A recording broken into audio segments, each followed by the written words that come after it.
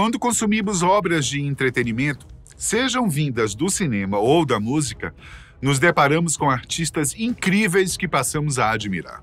O que acontece é que, com o tempo passando, às vezes nos esquecemos de alguns, ou simplesmente não os acompanhamos mais. Por causa disso, é normal que deixemos de acompanhar mudanças muito significativas em suas trajetórias profissionais e, principalmente, pessoais. É pensando nisso que hoje preparamos uma lista com artistas famosos que se descobriram ou se assumiram pessoas transgênero e provavelmente você não sabia. Pois bem, vamos começar essa lista não apenas com um, mas com dois nomes. Afinal de contas, se trata de uma dupla de irmãs extremamente importante para a história do cinema. Estamos falando de Lily e Lana Wachowski, conhecidas mundialmente como The Wachowskis. Caso você não reconheça esses nomes, saiba que estamos falando das cineastas que encabeçaram a direção de grandes filmes de Hollywood, como A Viagem, Speed Racer, a série Sense8 e também todos os filmes da franquia Matrix. Os 3 primeiros filmes estrelados pelo queridíssimo Keanu Reeves foram dirigidos por ambas, e o quarto longa, Matrix Resurrections, foi dirigido apenas por Lana. Lily nasceu em 29 de dezembro de 1967 e Lana em 21 de julho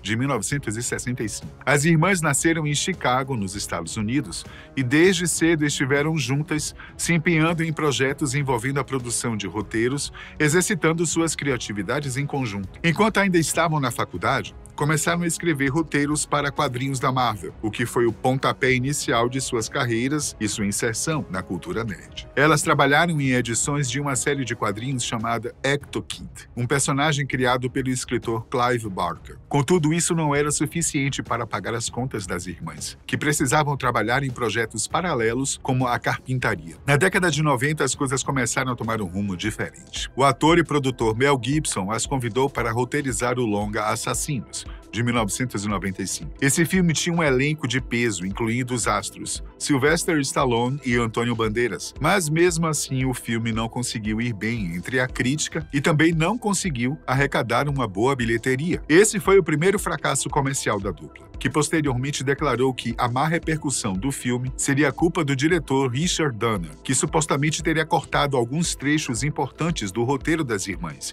e isso teria impactado a versão final do filme. Apesar desse primeiro momento de fracasso comercial, os anos seguintes foram extremamente bem-sucedidos para as irmãs. Em 1996, estreou Ligadas pelo Desejo, que contou com o roteiro e produção e direção de Lily e Lana. O filme conta a história de um casal formado por uma ex-presidiária e a ex-esposa de um mafioso, que planejam fugir juntas e dar um golpe na máfia. O filme teve uma recepção bem mais interessante, tanto para a dupla quanto para os investidores, e isso serviu para pavimentar o terreno para um dos filmes mais impactantes que o cinema já viu. Em 1999, estreia Matrix, que impactou e influenciou a cultura pop como poucas vezes tinham ocorrido até então. O filme é protagonizado por Keanu Reeves, que interpreta Neo, um homem que vive em um futuro próximo e não para de ter pesadelos que o fazem questionar a sua própria realidade. Com o passar do filme, ele se envolve com 2 figuras importantes, Morpheus, interpretado por Lawrence Fishburne,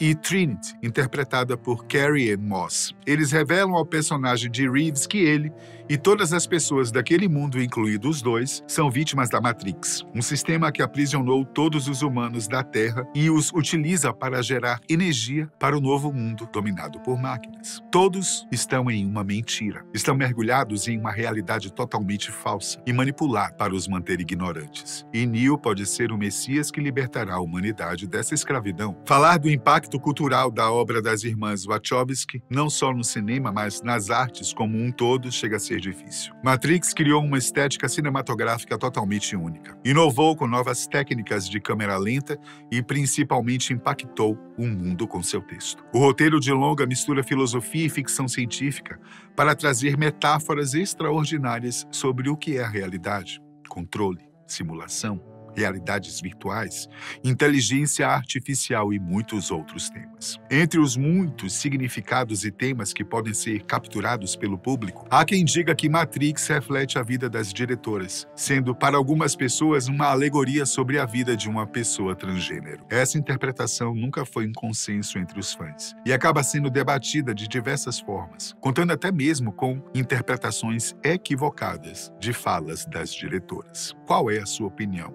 sobre essa visão do filme? Fique à vontade para deixar aí nos comentários, ok? Pois bem, após o primeiro filme de Matrix, as irmãs dirigiram as duas sequências, Matrix Reloaded e Matrix Revolutions. Também produziram uma série animada nesse mesmo universo que foi chamada de Animatrix. Um pouco depois trabalharam no roteiro de V de Vingança e mais tarde dirigiram o filme Speed Racer. Em 2010, a irmã mais velha da dupla deixou de assinar suas obras como Larry Makovsky e passou a ser referida pelo nome de Lana, se assumindo publicamente como uma mulher trans. Em diversas entrevistas, a dupla relatou como foi difícil a juventude delas em uma escola católica que separava constantemente meninos e meninas, e isso lhes causava um grande desconforto e um sentimento de não pertencimento onde precisavam ficar. Em 2012, após receber o prêmio de visibilidade em um jantar de arrecadação de fundos para a campanha de direitos humanos em São Francisco, a cineasta revelou que passou por momentos tão difíceis que quase tirou a própria vida. Segundo ela mesma disse nesse discurso, ela chegou a ir para uma estação de metrô onde iria concluir seu plano inicial, mas algo a fez desistir. Um homem, um estranho, que ela nunca tinha visto antes, a encarou momentos antes dela concretizar seus planos. Ele não disse nada, não tentou fazê-la desistir, não tentou convencê-la de nada, apenas olhou. E nessa premiação ela disse o seguinte sobre ele: o homem então me encarou como um animal encara o outro. Não sei por que ele não desviou o olhar. Tudo o que sei é que ainda estou aqui. Após isso, ela retornou para casa em segurança.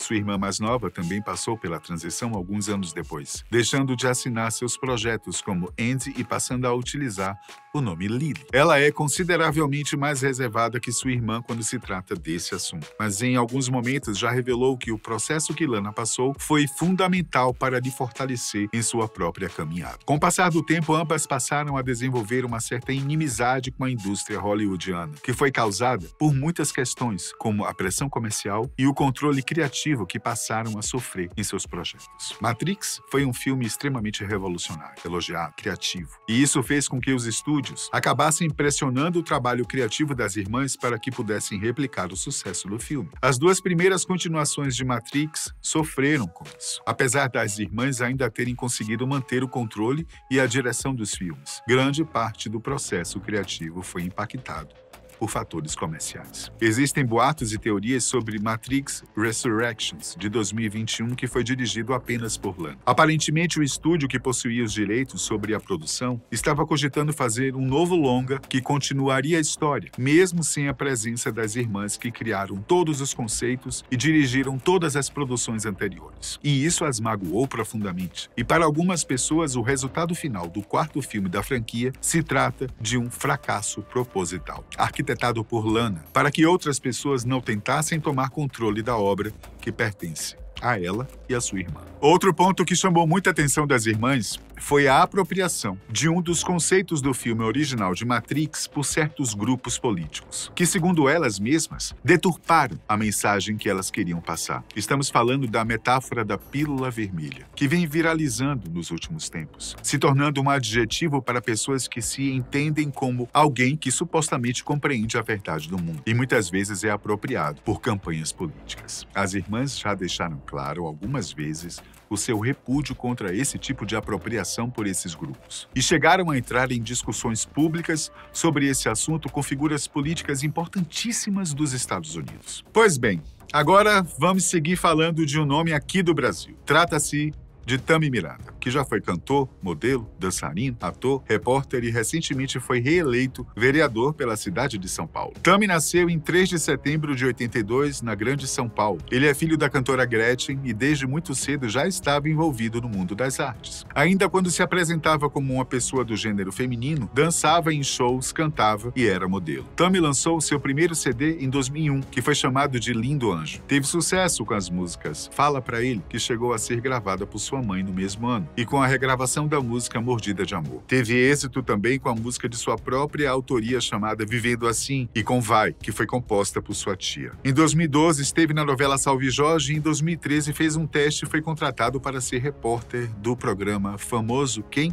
Do SBT. Em 2016, foi convidado pela autora Glória Pérez, que tinha sido autora de Salve Jorge, a integrar o elenco da telenovela A Força do Querer, na Rede Globo. Contudo, ele recusou a proposta, pois estava começando a se focar na política, concorrendo à eleição para vereador pela primeira vez, quando não conseguiu se eleger. Em maio de 2017, estreou no teatro com a peça Trans, Terapia de Relacionamentos Amorosos Neuróticos e Sexuais, que acabou cancelada em junho, após divergências com o diretor Carlos Veranay. Em 2020, conseguiu se eleger pela primeira vez para o cargo de vereador, conseguindo o total de 43.321 votos e sendo o primeiro homem transexual a ser eleito para a Câmara Municipal de São Paulo. Em outubro de 2024, conseguiu se reeleger para o cargo de vereador com mais de 50 mil votos. Em 2006, se assumiu publicamente como uma mulher lésbica e chegou a ingressar em relacionamentos com outras famosas. Em 2014, veio a público se assumir como um homem trans e logo em seguida passou a fazer terapia hormonal para realizar a sua transição de gênero. Ele também passou pela cirurgia de redesignação sexual e em seguida conseguiu os direitos para redefinir seu nome e sexo em seus documentos oficiais. Hoje ele é casado há 10 anos com a modelo Andressa Ferreira e juntos eles têm um filhinho de 4 anos chamado Bento. Agora vamos lá, seguindo, voltamos para falar do mundo de Hollywood e falaremos de Elliot Page, que se assumiu como um homem trans muito recentemente. Elliot nasceu em 21 de fevereiro de 1987 em Halifax, capital da província de Nova Escócia, no Canadá. Ainda quando usava o nome Ellen Page, passou a ser reconhecido internacionalmente por diversos papéis, como a super-heroína Kitty Pryde nos filmes X-Men, O Confronto Final e X-Men Dias de um Futuro Esquecido. E também pelos papéis em A Origem, de 2010, e na série da Netflix Umbrella Academy, que voltaremos a falar daqui a pouquinho. Elliot teve muito sucesso na atuação, chegando a ser indicado aos prêmios Globo de Ouro e também ao Oscar por sua atuação como protagonista no filme Juno, de 2007. Seu primeiro contato com a atuação veio ainda muito cedo,